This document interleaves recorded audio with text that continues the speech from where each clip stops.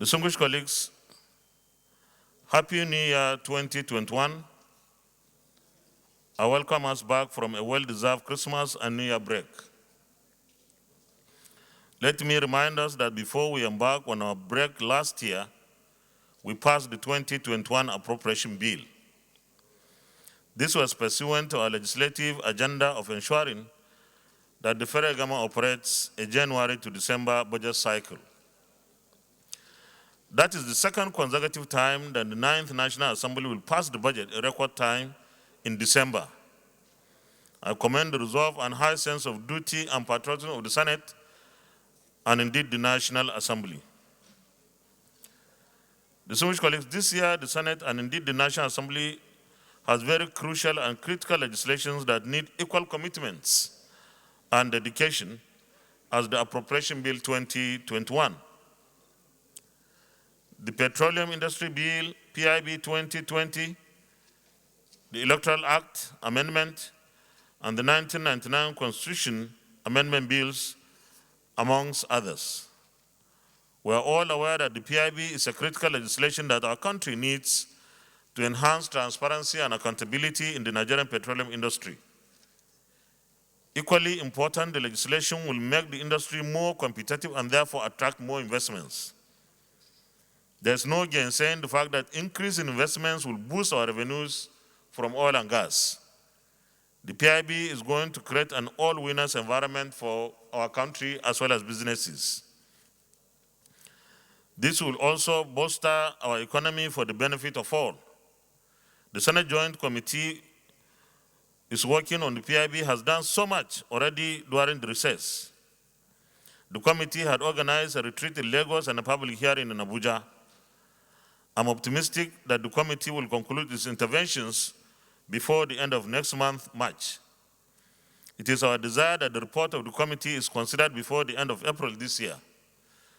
Distinguished colleagues, the amendment to the Electoral Act is crucial to improving the integrity, transparency, and confidence of citizens in our electoral processes. Our Committee on Independent National Electoral Commission, INEC, has been working assiduously with its counterpart in the House of Representatives to ensure that the bill is given the necessary scrutiny.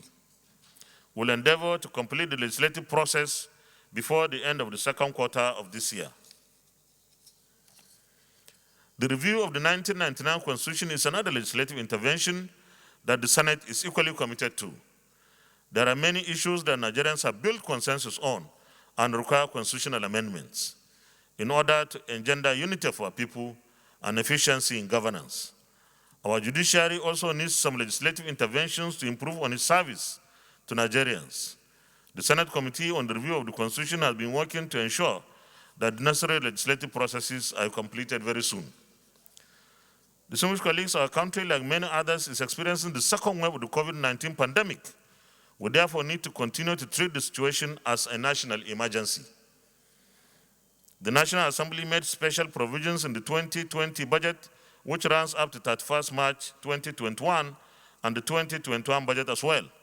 We need to ensure that the funds are properly utilized for the prevention and management of the pandemic. It is equally important for the Senate to engage with the executive arm of government on the selection, procurement, distribution, and administration of the COVID-19 vaccines.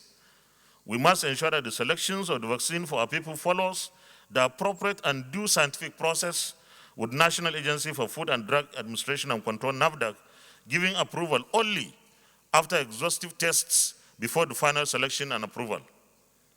We must ensure that the MDAs responsible for this exercise develop verifiable processes and timelines on how Nigerians will be vaccinated. I commend our committees on health and primary health care for working hard, even during the period of the recess. There's no doubt that the issue of insecurity remains a major concern to all of us. Indeed, every Nigerian is concerned with pervasive security challenges our country faces. Insurgency, banditry, kidnapping, and militancy remain serious threats to a secured and safe Nigeria. We will continue to work with the executive arm of government to mitigate and end these challenges. Distinguished colleagues, the very recent emergence of inter-ethnic and inter-tribal conflicts in some parts of our country is worrisome. The Senate calls for calm. The situation also calls for leadership at all levels of government, Leaders must unite to fight and defeat criminality in the country.